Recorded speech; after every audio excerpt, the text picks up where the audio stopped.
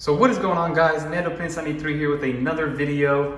And yesterday I released a video on top 10 reasons why you should buy an iPad Pro in October 2019. And today I'm gonna make a video on why you shouldn't buy it on October 2019. I know it's a little bit hypocritical to release two videos, but people wanna see both sides of the story and wanna understand why they should, or maybe why there's some reasons to hold off and not get this iPad, or maybe go a different direction. So I'm gonna hop right into it and let you guys know why I think maybe getting an iPad Pro in 2019 is not the best idea.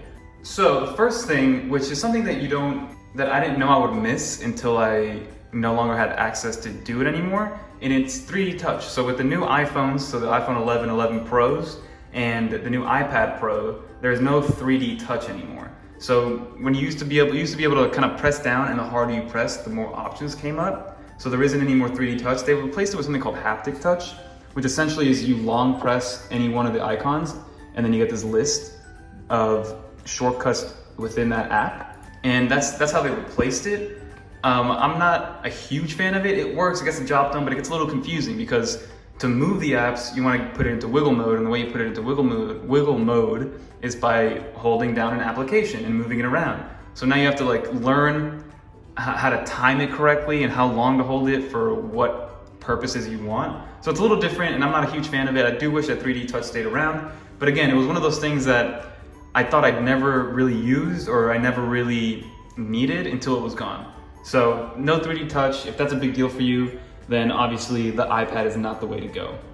Reason number 2, iPad Pro support fast charging, and when you buy the iPad Pro, you get an 18-watt brick, which is the same 18-watt brick that comes with the new iPhone 11 Pros. So think about it. You have about an 11,000 milliamp hour battery in this iPad, and in iPhones, you have a sub 4,000 milliamp hour battery, and they come with the same charger. So explain that to me a little bit. I actually just purchased an Initech charger, a dual USB-C PD 60-watt brick. So while you're using the iPad and you have it plugged in with an 18-watt charger, it just charges very, very slow. And let's say you're working for a little while and you want to pick up and go, and you're on low battery, you're kind of out of luck there. So get yourself a 60-watt charger, either from Apple or from a third party like Initech, or I know that Mophie makes them and a bunch of other companies make them. As long as you do your research and make sure it doesn't ruin the battery, you're good to go. But that's another reason why. It's just, for the price that you're paying, you would expect to have some sort of fast charging option out of the box,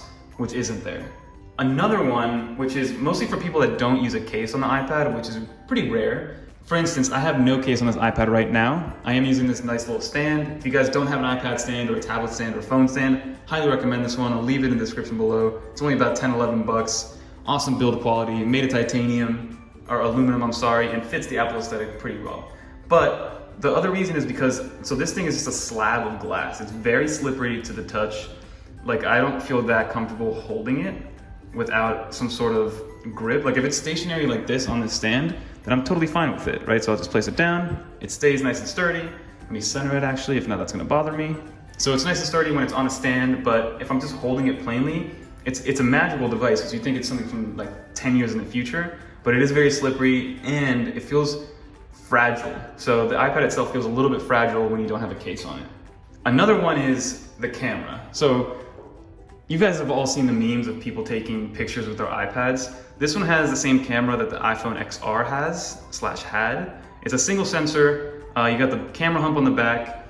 Now, I'm not the kind of person that is gonna go up and create with the iPad and use it as a normal everyday shooter, but people do, and camera quality is important. So unless you're when you're in perfect conditions, the camera works amazingly. But the second you start getting into a low light situation, or even portrait mode, and even video recording, it's not superb, right? So if a camera is a big thing for you and you're gonna use an iPad as your camera, which again, I don't know why you would want to, especially if you have an iPhone already, or some sort of other smartphone, the camera is not a reason why you should get this iPad. Another one has to be that there isn't an always-on display. So a lot of Android phones have an always-on display, and I'm waiting for the day that Apple gets it. Thank God, after a little while, once the iPhone 10 came out, Touch to Wake came about, which is an awesome feature, so I don't have to press any physical buttons to wake up the screen. And the second you touch it to wake, it looks for your face, so you're good to go. You just swipe up and you're unlocked.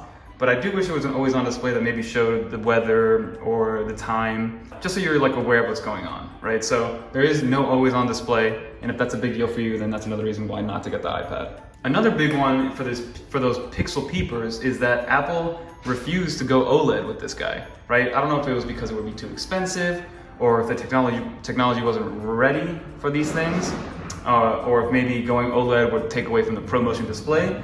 Apple's still rocking a classic LCD display. They branded it with liquid retina. It's a great display. Like, if you were to go LCD, this is the best LCD display on the market, especially for a tablet. But again, it's no OLED, so the blacks aren't as black as an OLED screen would be. The colors are still pretty vibrant, pretty punchy, as you guys can see. I don't even have it on full brightness because it would ruin the recording, but if I go all the way up, you can see that it's very, very bright, which I like.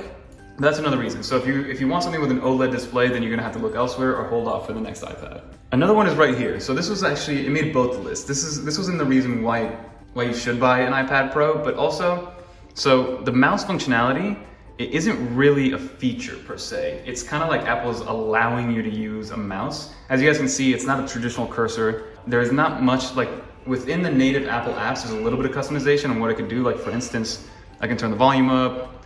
I have this little button right here, takes me home no matter where I am, and things like that. But for the most part, there's a huge lack of customization, especially within third-party apps. The cursor looks weird, and you're never gonna be able to match the scrolling of like your finger or the Apple Pencil with a mouse. It's not the same, it doesn't feel that intuitive.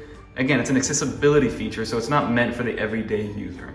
Another huge one which Apple will never change, they'll never learn, and I don't think they're ever gonna adopt, it is no expandable storage. Almost every single Android device, although Android is starting to adopt this because they want people to just pre-purchase their storage, there's no expandable storage. Sure, with the new USB-C and iPad OS, you can plug in an external hard drive or an external SSD, but there is no, like you can't remove the SIM card tray and there's no second slot for a micro SD. That would have been super awesome. That way people could buy the 64 gig for as cheap as possible, which I showed that you can get the 64 gig 11-inch for pretty cheap now, but you're stuck with 64 gigs unless you go with an external SSD. So I wish that Apple would allow for expandable storage to throw another 256 gigabytes in there and save the consumer a lot of money. Reason number 9 has to be Apple's own fault, honestly, right? So Apple now has, their iPad lineup is a little funky. So they have the iPad Pro 11 and the iPad Pro 12.9, but now they have an iPad Pro that's 10.5 inches. They have the iPad Airs, and they have the new regular, like starting iPad, just called the iPad, which is like $329. And now that iPad can run iPad OS. It still uses Lightning, so you would have to kind of finagle with dongles and figure out what you're gonna do if you're gonna do expandable storage and things like that, or external SSDs. But it runs iPad OS. It now has a 3-pin connector. They have its own dedicated smart keyboard. They increase the size of the screen.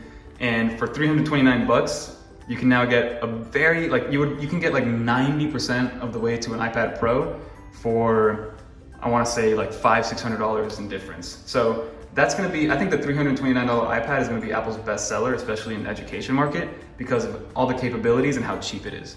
So another reason why Apple or the iPad Pro isn't viable anymore, or isn't a good purchase in 2019, is because there's a lot of other options, even within Apple, that can get the job done. You get very, very similar experiences than what you would with this iPad Pro. And then 2 more reasons. I know I'm going to 10 and 11. With the new iPad OS, RAM management has been a little bit of an issue. It's gotten better with the updates, but we need Apple to really step up their RAM management game, especially, I don't know if it's because of Apple per se, or if it's because third-party apps aren't optimizing themselves correctly, but RAM management needs to get fixed. And then the last reason is because of new iPhone or new iPad Pro leaks. So this released pretty much about a year ago, in late October of 2018. And there was a lot of leaks being spread out, rumors kind of coming in, saying that there was going to be an event at the end of October this year. There hasn't been any notice that there will be an actual event, but they were supposed to improve the iPad. So if you guys want to wait out for the latest and greatest and you think maybe like, hey, I have a 1st gen iPad, I'm going to wait a little bit longer so I don't have a year-old model. But my thing with it is that the improvements, they can't be that good, right? So the hardware, the only thing I think they would change from a hardware perspective is go to OLED versus LCD, and then maybe change the camera. But again, who's taking pictures with the camera? And this LCD, even though it's not OLED, it's still very, very good. right? So those are my 10, 11 reasons why the iPad Pro is not a good buy in 2019. And hopefully you guys can take something away from this, learn a little bit, and make an educated decision on what you guys want to end up purchasing. At the end of the day, I love this thing. So let me preface it by saying I love this thing and I would recommend this to 99% of people. But like I said, there are cheaper alternatives that can get you 90, 95% of the way there. The leaks kind of get in the way of making a decision like, hey, should I maybe wait one more month for the new one to come out and then the prices will drop? It's that kind of mindset. So hopefully this helps somebody out. Leave your comments below if you guys own an iPad or if you don't, if you want one, or are you gonna wait a little bit longer, what your thoughts are. And I'll be in the comment section answering you guys as much as I can. So don't forget to like, comment, subscribe, and hopefully by the time this video releases, we're at 2,000 subscribers. So that's gonna do it for this video. Don't forget to follow me on Twitter. Really trying to grow that and kind of interact with you guys. But until next time, peace.